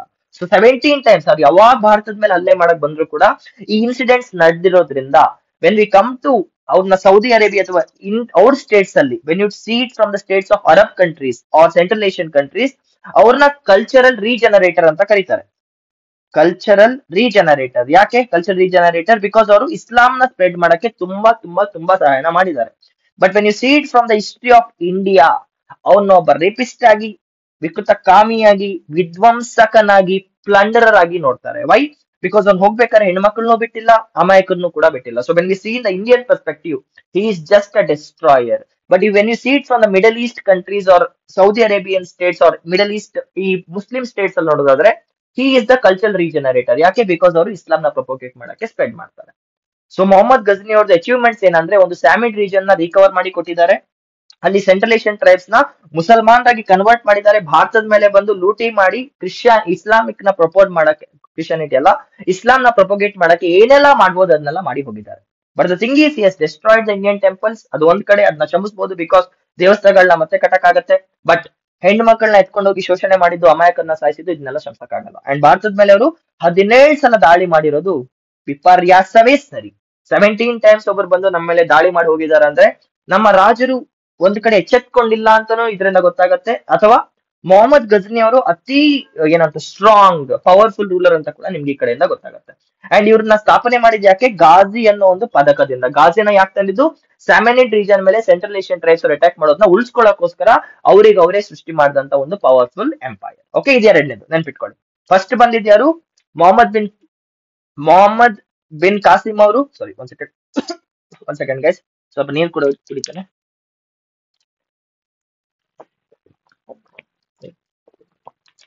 ಎಸ್, ಫಸ್ಟ್ ಬಂದಿದ್ಯಾರು? ಮೊಹಮ್ಮದ್ ಬಿನ್ ಕಾಸಿಂ ಅವರು. ಸೆಕೆಂಡ್ ಬಂದಿದ್ದು ಮೆಹಮೂದ್ ಆಫ್ ಗಜ್ನಿ ಅವರು. ಆಯ್ತಾ? ಇದಾದ್ಮೇಲೆ ಮೂರನೇ ಇನ್ವೇಷನ್ ಆಗತ್ತೆ, that is done by Mohammad Ghori. ಇದು ಇಂಪಾರ್ಟೆಂಟ್ ಫೇಸ್, ಭಾರತದ ಮತ್ತೊಂದು ಇಂಪಾರ್ಟೆಂಟ್ ಫೇಸ್. ಥರ್ಡ್ ಇನ್ವೇಷನ್ ನ ಮಾಡುದು ಮೊಹಮ್ಮದ್ ಘೂರಿ ಅವರು. ಸೊ ಇವಾಗ ಘೂರಿ ಅವರು ಭಾರತಕ್ಕೆ ಯಾಕೆ ಬಂದೊಂದು ಕೂಡ ಒಂದು ಕತೆ ಇದೆ. ಅದೇನಂದ್ರೆ, ಈ ಸೆಂಟ್ರಲ್ ಏಷ್ಯನ್ ಟ್ರೈಬ್ಸ್ ಇದ್ರಲ್ವಾ, ಯಾರನ್ನ ಮೊಹಮ್ಮದ್ ಗಜ್ನಿ ಅವರು ಮುಸಲ್ಮಾನ್ ಕನ್ವರ್ಟ್ ಮಾಡಿದ್ರಲ್ವಾ, ಅವರು ತಮ್ಮನ್ನ ತಾವು ಸೆಲ್ಜುಕ್ಸ್ ಅಂತ ಕರ್ಕೊಳ್ಳೋಕೆ ಶುರು ಮಾಡ್ತಾರೆ. ಈ ಸೆಂಟ್ರಲ್ ಏಷ್ಯನ್ ಟ್ರೈಬ್ಸ್ ಏನಿತ್ತು, ಸೆಂಟ್ರಲ್ ಏಷ್ಯನ್ ಟ್ರೈಬ್ಸ್, ಯಾರು ಈ central Asian tribes? Initially Samanid region ಮೇಲೆ ಅಟ್ಯಾಕ್ ಮಾಡ್ತಾರಲ್ವಾ ಇವರು. ಈ ಸೆಂಟ್ರಲ್ ಏಷ್ಯನ್ ಟ್ರೈಬ್ಸ್ ಏನಿದ್ದಾರೆ, ಇವರು ಇಸ್ಲಾಂ ನ ಅಕ್ಸೆಪ್ಟ್ ಮಾಡಿದ್ಮೇಲೆ ತಮ್ಮನ್ನ ನಾವು ಸೆಲ್ಜುಕ್ಸ್ ಅಂತ ಕರ್ಕೊಳ್ಳೋಕೆ ಶುರು ಮಾಡ್ತಾರೆ. ಸಾರಿ, ಸೆಲ್ಜುಕ್ಸ್. ಈ ಸೆಲ್ಜುಕ್ಸ್ ಕೂಡ one of the most powerful rulers. ನೋಡಿ, ಇನ್ನೊಂದು ನೆನ್ಪಿಟ್ಕೊಳ್ಳಿ, ಈ ಸೆಂಟ್ರಲ್ ಏಷ್ಯನ್ ಟ್ರೈಬ್ಸ್ ಏನಿದ್ದಾರೆ ಅಲ್ವಾ, they become the defenders of Islam. They were very powerful. ಈ ಇಸ್ಲಾಂ ನ ಕಾಪಾಡ್ಕೊಳ್ಳೋಕೋಸ್ಕರ ಇವ್ರು ಮಾಡಿದಂತ ಸೇವೆಗಳು ಅಮೋಘವಾಗಿವೆ. ಓಕೆ, ಸೊ ಇವಾಗ ಏನಾಗುತ್ತೆ, ಸೆಲ್ಜುಕ್ಸ್ ಅವರು ತಮ್ಮನ್ನ ತಾವು ಆಳ್ವಿಕೆ ಮಾಡಕ್ಕೋಸ್ಕರ ಒಂದು ಜಾಗ ಬೇಕಾಗುತ್ತೆ. ಒಂದು ಸಾಮ್ರಾಜ್ಯ ಕಟ್ಕೊಂಡ್ಮೇಲೆ ಉಳಿಸ್ಕೊಳ್ಳೋಕ್ ಒಂದು ಜಾಗ ಬೇಕು. ಸೊ ಅದರಿಂದ ಏನಾಗುತ್ತೆ, ಆ ಜಾಗದಲ್ಲಿ ಅತಿ ಮುಖ್ಯವಾಗಿ ಬರುವಂತ ಊರು ಸಿರಿಯಾ. ಸೊ ಸೆಲ್ಜುಕ್ಸ್ ಅವ್ರಿಗೆ ಸಿರಿಯಾದ ಮೇಲೆ ಆಳ್ವಿಕೆ ಮಾಡ್ಬೇಕನ್ನೋ ಆಸೆ ಇರುತ್ತೆ. ಬಟ್ ಪ್ರಾಬ್ಲಮ್ ಏನಂದ್ರೆ, ಸೆಲ್ಜುಕ್ಸ್ ಅವರಲ್ಲಿ 2 ಗುಂಪುಗಳಿರುತ್ತೆ. That is the problem. Seljuks ಅಲ್ಲಿ 2 ಗುಂಪುಗಳಿರುತ್ತೆ. ಒಂದ್ರ ಹೆಸರು ಕ್ವರಿಜ್ಮಿ, KHWARIZMI, ಕ್ವರಿಜ್ಮಿ ಅನ್ನೋ ಒಂದು ಗುಂಪಿರತ್ತೆ. ಇನ್ನೊಂದ್ ಕಡೆ ಗುರಿದ್, GHURID, ಗುರಿತ್ ಅನ್ನೋ ಒಂದು ಗುಂಪಿರತ್ತೆ. ನೋಡಿ, ಇವಾಗ ಏನಾಗ್ತಿದೆ, ಸೆಲ್ಜುಕ್ಸ್ ಸೆಂಟ್ರಲ್ ಏಷ್ಯನ್ ಟ್ರೈಬ್ಸ್ ಅಲ್ಲಿ 2 ಗುಂಪಿದೆ. ಒಂದು ಕ್ವರಿಜ್ಮಿ, ಇನ್ನೊಂದು ಗುರಿದ್ ಅಂತ. ಇವ್ರಿಬ್ಬರಿಗೂ ಕೂಡ ಸಿರಿಯತ್ ಮೇಲೆ ಆಳ್ವಿಕೆ ಮಾಡ್ಬೇಕನ್ನೋ ಆಸೆ ಇರುತ್ತೆ. ಬಟ್ ಪ್ರಾಬ್ಲಮ್ ಏನಂದ್ರೆ, ಈಗ ಏನಾಗತ್ತೆ, ಇವರಿಬ್ಬರ ಮಧ್ಯೆ ಒಂದು ಯುದ್ಧ ಆಗತ್ತೆ. ಬಿಕಾಸ್ ಸಿರಿಯಾ ಮೇಲೆ ಆಳ್ವಿಕೆ ಮಾಡೋ ಆಸೆ ಇರೋದ್ರಿಂದ, ಇಬ್ಬರಿಗೂ ಆಸೆ ಇರೋದ್ರಿಂದ ಕ್ವರಿಜ್ಮಿ ಮತ್ತೆ ಗುರಿದವರು ಹೊಡ್ಕೊಳಕ್ ಶುರು ಮಾಡ್ತಾರೆ. ಅಂಡ್ ವಿಪರ್ಯಾಸ ಏನಂದ್ರೆ ಇವರಿಬ್ರು ಕೂಡ ಒಂದೇ ಗುಂಪಿನ ಜನರು, ಸೆಲ್ಜುಕ್ಸ್ ಅನ್ನೋ ಗುಂಪಿನ ಜನರು. ಸೊ ಇವರಿಬ್ರಲ್ಲಿ ಎರಡು ಸಬ್ ಡಿವಿಷನ್ಸ್ ಇದೆ, ಒಂದು ಕ್ವಾರಿಜ್ಮಿ ಇನ್ನೊಂದು ಗುರಿದ್. ಇಬ್ರು ಹೊಡ್ಕೊಳಕ್ ಶುರು ಮಾಡ್ತಾರೆ. ಇವಾಗ ಏನಾಗುತ್ತೆ, ಕ್ವಾರಿಜ್ಮಿ ಅವರು ಗುರಿದ್ ಟೀಮ್ ನ ಸೋಲಿಸ್ಬಿಡ್ತಾರೆ. ಕ್ವಾರಿಜ್ಮಿ ಅವ್ರು ಏನ್ ಮಾಡ್ತಾರೆ, ಗುರಿದ್ ಟೀಮ್ ನ ಸೋಲಿಸ್ಬಿಡ್ತಾರೆ. ಇದರಿಂದ ಏನಾಗುತ್ತೆ, ಗುರಿದ್ ಅವರು ಸಿರಿಯಾ ಬಿಟ್ಟು ಹೋಗೋದಲ್ಲದೆ, ನೆನ್ಪಿಟ್ಕೊಳ್ಳಿ, ಇದರಿಂದ ಏನಾಗುತ್ತೆ, ಗುರಿದ್ ಜನಾಂಗದವರು, ಗುರಿದ್ ಗ್ರೂಪ್ ಗೆ ಸೇರಿದವರು ಸಿರಿಯಾ ಬಿಟ್ಟು ಹೋಗೋದಲ್ಲದೆ ಬೇರೆ ಜಾಗನ ಹುಡುಕೊಳ್ಳುವಂತ ಒಂದು ಅನಿವಾರ್ಯತೆ ಬರುತ್ತೆ. They have to leave the Syria because Khwarizmi ಅವ್ರನ್ನ ಸೋಲಿಸಿದ್ದಾರೆ. ಸೊ ಅವ್ರೀಗ ಹೊಸ ಜಾಗನ ಹುಡುಕೋಬೇಕಾಗತ್ತೆ. ಅದ್ರಿಂದ ಏನಾಗತ್ತೆ, ಅವ್ರ ಕಣ್ಣು ಬೀಳೋದು ಭಾರತದ ಮೇಲೆ ಬೀಳತ್ತೆ. ಓಕೆ, ಇಲ್ಲಿಂದ ಓಡಿಸ್ತವ್ರೆ, ಹೋಗಿ ಭಾರತನ ಆಕ್ರಮಣ ಮಾಡ್ಕೊಳ್ಳೋಣ ಅಂತ ಅನ್ಕೊಳ್ತಾರೆ. ಅಂಡ್ ಆ ಟೈಮ್ ಅಲ್ಲಿ ಗುರಿದ್ ಸಾಮ್ರಾಜ್ಯನ ಲೀಡರ್ ಆಗಿದ್ದು ಮೊಹಮ್ಮದ್ ಗೌರಿ ಅವರು. ಮೊಹಮ್ಮದ್ ಗೌರಿ, ಗುರಿ ಅಂತ ಕರೀತಾರೆ, ಕೆಲವರು ಗೌರಿ ಅಂತ ಕರೀತಾರೆ. ಮೊಹಮ್ಮದ್ ಗೌರಿ ಸ್ಪೆಲ್ಲಿಂಗ್ ಸೇಮೇ ಇದೆ. So Mohammad Ghori was the leader of Ghurid empire, Ghurid ಸಾಮ್ರಾಜ್ಯ ಅಥವಾ ಗುರಿದ್ ಜನಾಂಗ ಏನಿದೆ, ಗುಂಪೇನಿದೆ, ಅದರದ್ದು ನಾಯಕ ಬಂದ್ಬಿಟ್ಟು ಮೊಹಮ್ಮದ್ ಗೌರಿ ಅವರು. ಸೊ ಅವ್ರ ಕಣ್ ಯಾವ್ದ್ರ ಮೇಲೆ ಬೀಳತ್ತೆ, ನಮ್ಮ ಭಾರತದ ಮೇಲೆ ಬೀಳತ್ತೆ, ನೆನ್ಪಿಟ್ಕೊಳ್ಳಿ. ಅಂಡ್ ಮೊಹಮ್ಮದ್ ಗೌರಿ ಅವರು ಭಾರತಕ್ಕೆ ಯಾವಾಗ ಬಂದ್ರಲ್ವಾ, ಆ ಟೈಮಲ್ಲಿ ನಮ್ಮ ಹತ್ರ ತುಂಬಾ ಚಿಕ್ಕ ರಾಜರಿದ್ರು, ರಾಜ್ಪುತ್ಸ್ ಅಂತ ಕರಿತೇವೆ. ಅದರಲ್ಲಿ ಅತಿ ಮುಖ್ಯವಾದಂತ ಹೆಸರುಗಳನ್ನ ನೆನ್ಪಿಟ್ಕೊಳ್ಳಿ. ಮೊಹಮ್ಮದ್ ಗೌರಿ ಅವರು ಭಾರತಕ್ಕೆ ಬರುವಂತ ಸಮಯದಲ್ಲಿ ಏನಾಗುತ್ತೆ, ಕೆಲವೊಂದು ಚಿಕ್ಕ ರಾಜ್ಪುತಾನ ಎಂಪೈರ್ಸ್ ಇತ್ತು. ಅದ್ರಲ್ಲಿ ಫಸ್ಟ್ ಬರೋದು ಸೋಲಂಕಿ ಅಂತ.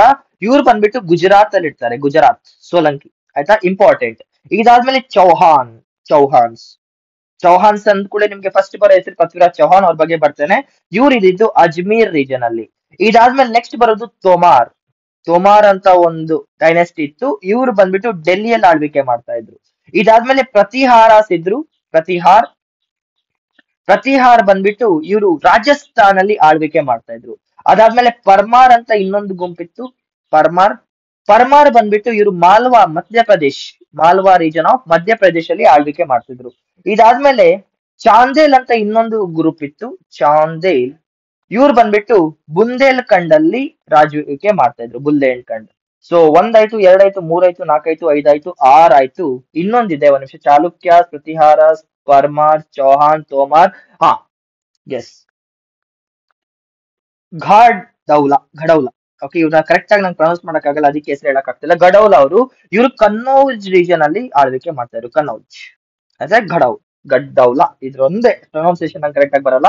ಸೊ ನೋಡಿ, ಮೊಹಮ್ಮದ್ ಗೂರಿ ಅವರು ಯಾವಾಗ ಭಾರತಕ್ಕೆ ಬರ್ತಾ ಇದ್ರಲ್ವ, ಆ ಟೈಮಲ್ಲಿ ಚಿಕ್ಕ ರಾಜಪೂತಾನ ಸ್ಟೇಟ್ಸ್ ಇತ್ತು, 7 ಇತ್ತು. ಅದರಲ್ಲಿ ಸೋಲಂಕಿ, ಚೌಹಾನ, ತೋಮಾರ್, ಪ್ರತಿಹಾರ, ಪರ್ಮಾರ್, ಚಾಂದೇಲ್ ಮತ್ತೆ ಗೌದಾಲ ಅವರು ಇದ್ರು. ಅಂಡ್ ಅದರಲ್ಲಿ ಅತಿ ಮುಖ್ಯವಾಗಿ ನೆನ್ಪಿಟ್ಕೊಳ್ಳಿ, ಈ ಸೋಲಂಕಿ ಇದೆ ಅಲ್ವಾ, ಇವರು ನಮ್ಮ ಚಾಲುಕ್ಯ ರಾಜರ ಒಂದು ಚಿಕ್ಕ ಡಿವಿಷನ್. ಚಾಲುಕ್ಯಾಸ್, ಕರ್ನಾಟಕದ ಚಾಲುಕ್ಯ ಇದೆ ಅಲ್ವಾ, ಅದರದ್ದು ಇವರು ಒಂದು ಸಬ್ ಡಿವಿಷನ್ ಅಂತ ಇಟ್ಕೊಳ್ಳಿ. ಚಾಲುಕ್ಯಸ್ ಇಂದಾನೆ ಇವ್ರು ನಾರ್ತ್ ಹೋಗಿ ಆಳ್ವಿಕೆ ಮಾಡ್ತಾರೆ. ಚಾಲುಕ್ಯ ಅವ್ರ ರೂಲ್ಸ್ ಇವ್ರಿಗೆ ಅಟ್ಯಾಚ್ ಆಗಿದೆ.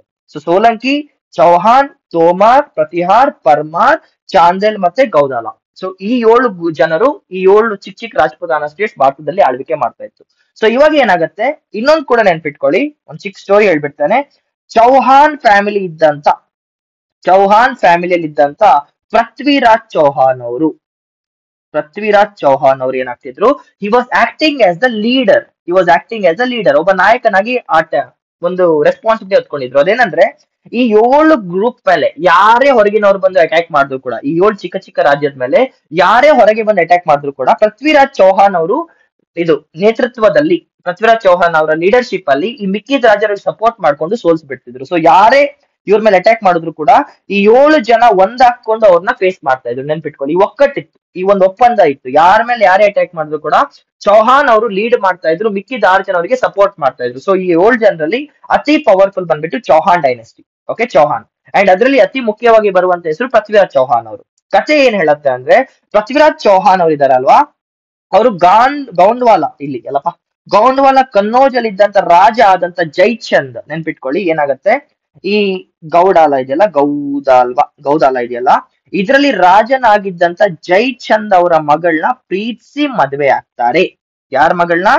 ಈ ಗೌಂದಾಲ ಅನ್ನೋ ರಾಜ ಇದ್ದಂತ ಜೈಚಂದ್ ಅವರ ಮಗಳನ್ನ ಪ್ರೀತಿಸಿ ಮದುವೆ ಆಗ್ತಾರೆ. ಬಟ್ ಪ್ರಾಬ್ಲಮ್ ಏನಂದ್ರೆ, ಈ ಮದುವೆ ಆ ರಾಜನ್ಗೆ ಇಷ್ಟ ಇರಲ್ಲ. ಬಟ್ ಪೃಥ್ವಿರಾಜ್ ಅವರು ಇವ್ರ ಮಗಳನ್ನ ಮದುವೆ ಆಗ್ತಾರೆ, ಓಡಿಸ್ಕೊಂಡು ಹೋಗಿ ಮದುವೆ ಆಗ್ತಾರೆ ಅಂತ ಒಂದು ಕತೆ ಇದೆ. ಸೊ ಅದ್ರಿಂದ ಏನಾಗುತ್ತೆ, ಗೌಂದಾಲ ರಾಜನಿಗೆ, ಜೈಚಂದ್ ಅವರಿಗೆ ಪೃಥ್ವಿರಾಜ್ ಚೌಹಾನ್ ಮೇಲೆ ಕೋಪ ಇರತ್ತೆ, ಒಳಗೆ ಉರಿತಿರತ್ತೆ. ಬಟ್ ಟಚ್ ಮಾಡಕ್ಕಾಗಲ್ಲ, ಕಿತ್ಕೊಳಕ್ಕಾಗಲ್ಲ. ಯಾಕೆ? Is very powerful. ಅವನ ಮೇಲೆ ಏನಾದ್ರು ದಂಡೆತ್ತಿ ಹೋದ್ರೆ ಉಡೀಸ್ ಮಾಡೋದು ಫಿಕ್ಸ್ ಅಂತ ನಮ್ ರಾಜನಿಗೆ ಗೊತ್ತಿರತ್ತೆ. ಅದಕ್ಕೆ ಜೈಚಂದ್ ಅವರು ಇವಂತೂ ಒಬ್ಬ ತಂದೆಯಾಗಿ ತಮ್ಮ ಮಗಳನ್ನ ಕಳ್ಕೊಂಡ್ರು ಕೂಡ ಒಬ್ಬ ರಾಜನಾಗಿ ಸಮಾಧಾನವಾಗಿ ತಮಗೋಸ್ಕರ ತಾವು ಒಂದು ಮೂಮೆಂಟ್ಗೋಸ್ಕರ ವೇಟ್ ಮಾಡ್ತಿರ್ತಾರೆ, ಒಂದು ಅವಕಾಶಕ್ಕೋಸ್ಕರ ವೇಟ್ ಮಾಡ್ತಿರ್ತಾರೆ. ಇದನ್ನ ನೆನ್ಪಿಟ್ಕೊಳ್ಳಿ ಈ ಕಥೆನ. ಏನು, ಜಯಚಂದ್ ಅವರ ಮಗಳನ್ನ ಪೃಥ್ವಿರಾಜ್ ಅವರು ಓಡಿಸ್ಕೊಂಡೋಗಿ ಮದ್ವೆ ಆಗ್ತಾರೆ. ಒಬ್ಬ ತಂದೆಯಾಗಿ ಏನು ಮಾಡಕ್ಕಾಗಲ್ಲ, ನೋವು ಅನುಭವಿಸ್ತಾರೆ. ಬಟ್ ಒಬ್ಬ ರಾಜನಾಗಿ ಸುಮ್ನೆ ಇರ್ತಾರೆ. ಯಾಕೆ, ಚೌಹಾನ್ ಫ್ಯಾಮಿಲಿ ತುಂಬಾ ಪವರ್ಫುಲ್. ಅವ್ರನ್ನ ಮುಟ್ಟಕ್ ಹೋದ್ರೆ ಇದು ಧೂಳಾಗತ್ತೆ ಅಂತ ಅವ್ರಿಗೆ ಗೊತ್ತಿರತ್ತೆ. ಈ ಕಥೆನ ನಿಮ್ ತಲೆಯಲ್ಲಿ ಒಂದು ಕಡೆ ಎಲ್ಲೋ ಫ್ರೀಸ್ ಮಾಡಿ ಇಟ್ಕೊಳ್ಳಿ, ಯಾಕೆ ಅಂತ ಮುಂದೆ ಬಂದಾಗ ಹೇಳ್ತೇನೆ. So if I come back to the story, ಏನಾಗತ್ತೆ ಇವಾಗ ನೋಡಿ. If I come back to the story, ಇವಾಗ ನಮ್ಮ ಮೊಹಮ್ಮದ್ ಗೂರಿ ಅವ್ರ ಹತ್ರ ಹೋಗೋಣ. ಮೊಹಮ್ಮದ್ ಗೌರಿ, ಗುರಿ ಏನಾದ್ರು ಅನ್ಕೊಳ್ಳಿ. ಕೆಲವರು ಗೌರಿ ಅಂತ ಬರೀತಾರೆ, ಕೆಲವರು ಗುರಿ ಅಂತ ಬರೀತಾರೆ. ಸ್ಪೆಲ್ಲಿಂಗ್ಸ್ ಮ್ಯಾಟರ್ ಆಗಲ್ಲ, ಸ್ಟೋರಿ ನೆನ್ಪಿಟ್ಕೊಳ್ಳಿ. ಮೊಹಮ್ಮದ್ ಗೌರಿ ಅವರು ಅಥವಾ ಗುರಿ ಅವರು ಭಾರತಕ್ಕೆ ಬಂದಾಗ ಇನಿಷಿಯಲಿ ಅವರು ಓವರ್ ಕಾನ್ಫಿಡೆನ್ಸ್ ಅಲ್ಲಿ ಬರ್ತಾರೆ. ಓವರ್ ಕಾನ್ಫಿಡೆನ್ಸ್ ಅಲ್ಲಿ ಯಾಕೆ ಬರ್ತಾರೆ, ಮೆಹಮೂದ್ ಆಫ್ ಗಜನಿ ಅವರು 17 ಸಲ ಭಾರತಕ್ಕೆ ಬಂದು ವಿಧ್ವಂಸ ಮಾಡಿ ವಿಜಯರಾಗಿ ಹಿಂದೆ ಹೋಗಿರೋದ್ರಿಂದ ನಮ್ ಬಾಸ್ ಏನ್ ಅನ್ಕೊಳ್ತಾರೆ ಅಂದ್ರೆ, ಭಾರತದ ಮೇಲೆ ಅಟ್ಯಾಕ್ ಮಾಡ್ಬಿಟ್ರೆ ಆರಾಮ್ಸೆ ಪಡ್ಕೋಬಹುದು ಅನ್ನೋ ಒಂದು ಓವರ್ ಕಾನ್ಫಿಡೆನ್ಸ್ ಅಲ್ಲಿ, ಅತಿ ವಿಶ್ವಾಸದಲ್ಲಿ ಭಾರತದ ಮೇಲೆ ದಂಡೆತ್ತಿ ಬರ್ತಾರೆ. ಬಟ್ ಪ್ರಾಬ್ಲಮ್ ಏನಂದ್ರೆ, ಅವ್ರು ಭಾರತಕ್ಕೆ ಬಂದಾಗ 1780 AD ಅರೌಂಡ್ ಅಲ್ಲಿ ಭಾರತಕ್ಕೆ ಬಂದಾಗ ಅವರು ಫಸ್ಟ್ ಫೇಸ್ ಮಾಡುವಂತ ರಾಜನ ಹೆಸರು ಭೀಮ್ ಸೌಲಂಕಿ. ಭೀಮ್ ಸೌಲಂಕಿ, ಭೀಮ್ ಸೌಲಂಕಿ. ಅಂಡ್ ಸೌಲಂಕಿ ಯಾರು, ಚಾಲುಕ್ಯಸ್ನ ಒಂದು ಭಾಗ. ಭೀಮ್ ಸೌಲಂಕಿ ಅವ್ರ ಮೇಲೆ ಅಟ್ಯಾಕ್ ಮಾಡ್ತಾರೆ. ಈ ಯುದ್ಧದಲ್ಲಿ ಏನಾಗತ್ತೆ, ಭೀಮ್ ಸೌಲಂಕಿ ಅವರು ಮೊಹಮ್ಮದ್ ಗುರಿನ ಅಟ್ಟಾಡ್ಸ್ಕೊಂಡು ಹೊಡೆದು ಓಡಿಸ್ಬಿಡ್ತಾರೆ. ಹಿ ಡಿಫೀಟ್ಸ್ ಮೊಹಮ್ಮದ್ ಗುರಿ. ಯಾರು, ಭೀಮ್ ಸೌಲಂಕಿ ಅವರು. ಫಸ್ಟ್ ಟೈಮ್ ಯಾವಾಗ ಮೊಹಮ್ಮದ್ ಗುರಿ ಅವ್ರು ಭಾರತಕ್ಕೆ ಬರ್ತಾರೋ, ಭೀಮ್ ಸೌಲಂಕಿನ ಫೇಸ್ ಮಾಡಿದಾಗ ಭೀಮ್ ಸೌಲಂಕಿ ಅವರು ನಮ್ಮ ಮೊಹಮ್ಮದ್ ಗುರಿ ಅವ್ರನ್ನ ಅಟ್ಟಾಡ್ಸ್ಕೊಂಡು ಹೊಡೆದು ಸೋಲ್ಸಿ ಕಳಿಸ್ಬಿಡ್ತಾರೆ. ಸೊ ಇದರಿಂದ ಏನಾಗುತ್ತೆ, ಮೊಹಮ್ಮದ್ ಗೌರಿ ಅವರಿಗೆ ಬುದ್ಧಿ ಬರುತ್ತೆ. ಏನಂತ ಬುದ್ಧಿ ಬರುತ್ತೆ, ನಮ್ಮ ತಾತ ಮುತ್ತಾತರ ಕಾಲದಲ್ಲಿ ಆದಂಗಲ್ಲ ಗುರು, ಇವಾಗ ಸ್ವಲ್ಪ ಭಾರತ ಸ್ಟ್ರಾಂಗ್ ಆಗಿದೆ, ಅಟ್ಯಾಕ್ ಮಾಡ್ಬೇಕಂದ್ರೆ ಪ್ಲಾನ್ ಮಾಡ್ಕೊಂಡು ಹೊಡಿಬೇಕಂತ ಅರ್ಥ ಮಾಡ್ಕೊಳ್ತಾರೆ. ಸೊ ಅವ್ರು ಇನಿಷಿಯಲಿ ದೊಡ್ಡ ದೊಡ್ಡ ರಾಜ್ಯಗಳನ್ನ ಅಟ್ಯಾಕ್ ಮಾಡೋದಕ್ಕಿಂತ ಚಿಕ್ಕ ಚಿಕ್ಕ ವೆಸ್ಟರ್ನ್ ಪಾರ್ಟ್ ಅಲ್ಲಿ ಇರುವಂತ ಭಾರತದಲ್ಲಿ, ವೆಸ್ಟರ್ನ್ ರೀಜನ್ ಇರುವಂತ ಭಾರತ ರೀಜನ್ ಅಟ್ಯಾಕ್ ಮಾಡ್ತಾರೆ. ಸೊ ಅವ್ರು ಫಸ್ಟ್ ಕಾಂಕರ್ ಮಾಡೋದು 2 ಚಿಕ್ಕ ರಾಜ್ಯಗಳನ್ನ. ಒಂದು ಉಚ್ ಅನ್ನೋ ಜಾಗನ ಕಾಂಕರ್ ಮಾಡ್ತಾರೆ, ಇನ್ನೊಂದು ಮುಲ್ತಾನ್ ಅನ್ನೋ ಜಾಗನ ಕಾಂಕರ್ ಮಾಡ್ಕೊಳ್ತಾರೆ. ಫಸ್ಟ್ ಇನಿಷಿಯಲಿ ಅವ್ರಿಗೊಂದು ನೆಲೆ ಬೇಕಲ್ವಾ, ಅದಕ್ಕೋಸ್ಕರ ಉಚ್ಚಿ ಮತ್ತೆ ಮುಲ್ತಾನ್ ರೀಜನ್ ನ ಕಾಂಕರ್ ಮಾಡ್ಕೊಳ್ತಾರೆ. ನೆನ್ಪಿಟ್ಕೊಳ್ಳಿ, ಇನಿಷಿಯಲಿ ಮೊಹಮ್ಮದ್ ಗೋರಿ ಅವರು ಫಸ್ಟ್ ಟೈಮ್ ಭಾರತದ ಮೇಲೆ ದಂಡೆತ್ತಿ ಬಂದಾಗ ಭೀಮ್ ಸೋಲಂಕಿ ಅನ್ನೋ ರಾಜನ ಫೇಸ್ ಮಾಡ್ಕೊಂಡು ಸೋತೋಗ್ತಾರೆ. ಸೊ ಅವರಿಗೆ ಬುದ್ಧಿ ಬಂದು ಡೈರೆಕ್ಟ್ ಆಗಿ ದೊಡ್ಡ ದೊಡ್ಡ ರಾಜ್ಯದ ಮೇಲೆ ಅಟ್ಯಾಕ್ ಮಾಡೋದು ಬೇಕಾಗಿಲ್ಲ ಗುರು, ಚಿಕ್ಕ ಚಿಕ್ಕ ರಾಜ್ಯದ ಮೇಲೆ ಅಟ್ಯಾಕ್ ಮಾಡೋಣ ಅಂತ ಉಚ್ಚಿ ಮತ್ತೆ ಮುಲ್ತಾನ್ ಅನ್ನೋ 2 ರೀಜನ್ ನ ಕಾಂಕರ್ ಮಾಡ್ಕೊಳ್ತಾರೆ. ಇದು ಒಂದ್ ಕಡೆ. ಇದಾದ್ಮೇಲೆ ಮುಲ್ತಾನ್ ಅವರು ಮತ್ತೆ ಯೋಚನೆ ಮಾಡ್ತಿರ್ತಾರೆ, ಏನ್ ಮಾಡೋದು ಏನ್ ಮಾಡೋದು ಏನ್ ಮಾಡೋದು ಏನ್ ಮಾಡೋದು ಅಂತ. ಅವ್ರು ಎನೆಕ್ಸೇಷನ್ಸ್ ನ ಮಾಡ್ತಾನೆ ಇರ್ತಾರೆ, ಕಬ್ಜಾಗಳನ್ನ ಮಾಡ್ತಾ ಇರ್ತಾರೆ. ಕಬ್ಜಾ ಮಾಡ್ತಾ ಮಾಡ್ತಾ ಮಾಡ್ತಾ ಒಂದು ಊರಿನ ಹತ್ರ ಬಂದು ನಿಂತ್ಕೊಳ್ತಾರೆ. ಆ ಊರಿನ ಹೆಸರು ಬಟಿಂಡ. ನೆನ್ಪಿಟ್ಕೊಳ್ಳಿ, ಅವರು ಬಟಿಂಡ ಅನ್ನೋ ಊರ್ ಮೇಲೆ ಬರ್ತಾರೆ. ಬಟಿಂಡಗೆ ಇನ್ನೊಂದು ಹೆಸರಿದೆ, ತಬಾರ್ ಹಿಂದ್ ಅಂತ. ತಬಾರ್ ಹಿಂದ್ ಅಂತ ಕೂಡ ಕರೀತಾರೆ. ಬಟ್ ಇನಿಷಿಯಲಿ ಅದ್ರ ಹೆಸರು ಬಂದ್ಬಿಟ್ಟು ಬಟಿಂಡ ಅಂತ. ಯಾವಾಗ ಅವರು ಬಟಿಂಡದ ಮೇಲೆ ಅಟ್ಯಾಕ್ ಮಾಡ್ಬೇಕಂತ ಬರ್ತಾರೋ, ಆ ಟೈಮಲ್ಲಿ ಅವರು one of the most powerful ruler ನ ಫೇಸ್ ಮಾಡ್ತಾರೆ. That is Prithviraj Chauhan. ಪೃಥ್ವಿರಾಜ್ ಚೌಹಾನ್ ಹೇಳ್ದೆ ಅಲ್ವಾ, ಪೃಥ್ವಿರಾಜ್ ಚೌಹಾನ್ ಅವ್ರು ತುಂಬಾ ಸ್ಟ್ರಾಂಗ್ ಅಂತ. ಸೊ ಬಟಿಂಡ ರೀಜನ್ ಮೇಲೆ ಯಾವಾಗ ಅವ್ರು ಅಟ್ಯಾಕ್ ಮಾಡಕ್ ಬರ್ತಾರೋ, ಅವಾಗ ಅವ್ರನ್ನ ಫೇಸ್ ಮಾಡೋದು ಪೃಥ್ವಿರಾಜ್ ಚೌಹಾನ್ ಅವರು. ಯಾವಾಗ 1191 ಇಸ್ವಿಯಲ್ಲಿ. ಇದನ್ನ ನಾವು ಫಸ್ಟ್ ಬ್ಯಾಟಲ್ ಆಫ್ ತರಾಯಿನ್ ಅಂತ ಕರೀತಾರೆ. ಫಸ್ಟ್ ಬ್ಯಾಟಲ್ ಆಫ್ ತರಾಯಿನ್ ಅಂತ ಕರೀತಾರೆ. ಈ ಯುದ್ಧದಲ್ಲಿ 1191 ಇಸ್ವಿಯಲ್ಲಿ ಪ್ರಪ್ರಥಮ ಬಾರಿಗೆ ಪೃಥ್ವಿರಾಜ್ ಚೌಹಾನ್ ಅವರು ಮೊಹಮ್ಮದ್ ಗುರಿನ ಫೇಸ್ ಮಾಡಿದಾಗ ಮೊಹಮ್ಮದ್ ಗುರಿ ಅವ್ರನ್ನ ಮತ್ತೆ ಅಟ್ಟಾಡ್ಸ್ಕೊಂಡು ಹೊಡಿತಾರೆ, ಓಡಿಸ್ಬಿಡ್ತಾರೆ.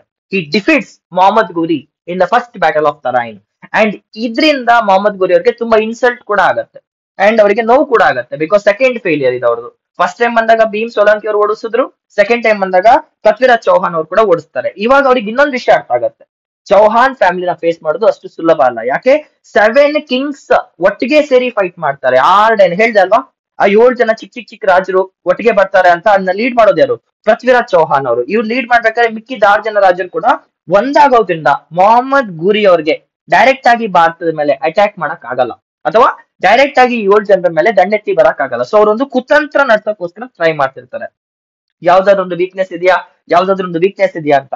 ಆ ಟೈಮ್ ಅಲ್ಲಿ ಅವ್ರಿಗೆ ಒಂದು ವೀಕ್ನೆಸ್ ಗೊತ್ತಾಗತ್ತೆ. ಅದೇನಂತ ಗೊತ್ತಿದೆ ಅಲ್ವಾ, ಗಾಂಡ್ವಾಲ ರೀಜನ್ ಅಲ್ಲಿ ಇದ್ದಂತ ನಮ್ಮ ಜೈಚಂದ್, ಈಗಷ್ಟು ಸ್ಟೋರಿ ಹೇಳಿದೆ ಗೊತ್ತಲ್ವಾ, ಗಾಂಡ್ವಾಲ ರೀಜನ್ ಅಂತ ಜೈಚಂದ್ ಅವರು ಪೃಥ್ವಿರಾಜ್ ಚೌಹಾನ್ ಮೇಲೆ ಸೇಡ್ ತೀರ್ಸ್ಕೋಬೇಕಿದ್ದಾರೆ ಅಂತ.